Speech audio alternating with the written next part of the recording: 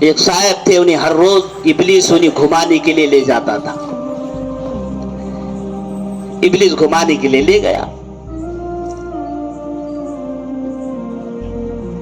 اور پھر اس راستہ چلتے دونوں بات کرتے ہوئے جاتے. راستے میں اسے استنجے کی حاجت ہوتی. ابلیس سے کہتا بھائی مجھے استنجا لگا ہے. تو وہ کہتا ہے آج کر لے. تو وہ کر لیتا. جب بیدار ہوتا تو پورا بستر پیشاب سے بھرا ہے.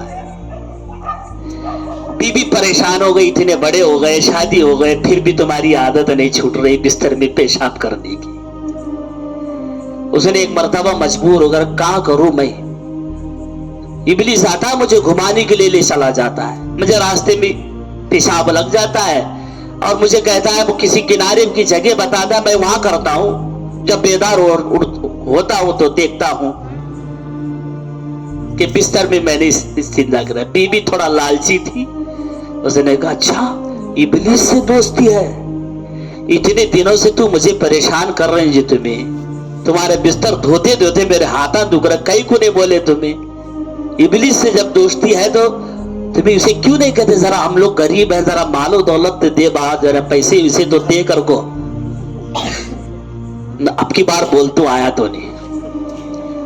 پھر رات میں سویا یہ, پھر ابلیس آیا اسے گھمانے کے لیے لے گیا. بات کرتے ہوئے جا رہے تھے, بیوی کی بات یاد آ گئی تو اس نے کہا بھائی ہم لوگ غریب ہیں, اتنے دنوں سے تو مجھے بیوی کے ہاتھ سے ڈانٹ کھلا رہا ہے, کبھی بھی ہماری غریبی پہ تجھے ترس آیا کیا؟ ذرا پیسے ویسے تو دے, ہم نا ہماری غریبی دور ہوتی ہے. ابلیس نے کہا رے اب کہیں کو بول رہا, تو پہلے سے بولنا کا نہیں, یہ 30 بات ہے نا, کیا ہونا تجھے, چل کتا ہونا. ایک جگہ لے گیا, دیکھا کہ وہاں پر پیسوں کی راسیں لگی ہے, سونا ہے, چاندی ہے, بہت کچھ ہے, ہیرے موتی کے ڈھیر ہیں. کہاں بھر لے, جتنا چاہے اتنا بھر لے تو. ابھی خوش ہوا, مارے خوشی کے تھیلے بھرنا شروع کی, اتنا بھرا کہ اسے اٹھایا نہیں جا رہا تھا. ابلیس نے کہا زور لگا ذرا زور. جیسے ہی اس نے زور لگایا, اب پیشاب نے پیخانہ نکل گیا اس کا. آنکھ کھلی تو نہ تھیلا نہ سونا, بستر ہر روز پیشاب سے بھرا تھا. اب حال بستر پہ ہر روز پیشاب کرتا تھا. بیوی کے کہنے پر جا کے ابلیس سے کہا یہ سونا دکھاتا بھی ہے, سونا دکھاتا بھی ہے تو اس میں بھی نقصان ہے, اس میں بھی نقصان ہے.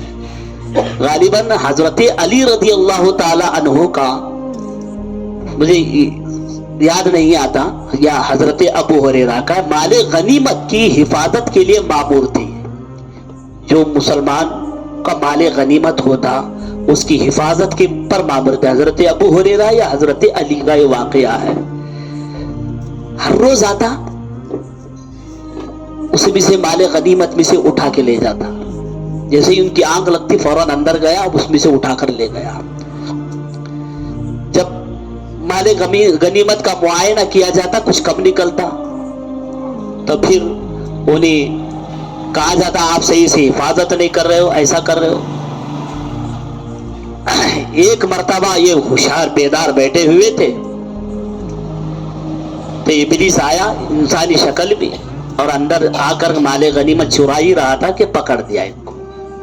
اس صحابی نے پکڑ دیا, پکڑ کر کے کہا اچھا تجھے رسول اللہ کے دربار میں لے جاؤں گا, تو نے مجھے بہت ڈانٹ کھلایا اور میری بے خبری کا تم نے فائدہ اٹھایا ہے.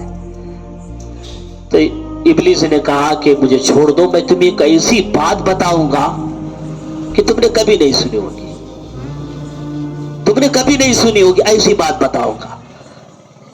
تو یہ صحابی جو ہے چونک پڑے, کون سی ایسی بات بتائے گا یہ؟ تو کہا کہ میں ایک ایسی بات بتا, تم رات میں سوتے وقت آیت الکرسی پڑھ کے سو لیا کرو, اور اس میں یہ فضیلت ہے, یہ انعام ہے تیرے لیے.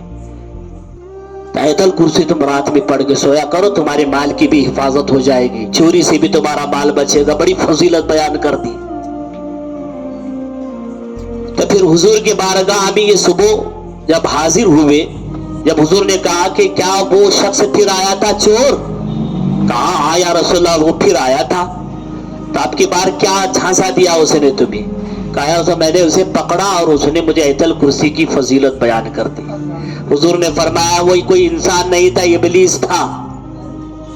وہ ابلیس تھا، اپنی مکاری سے تم سے جو ہے فضیلت سنا کر کے نکل گیا آیت الکرسی کی.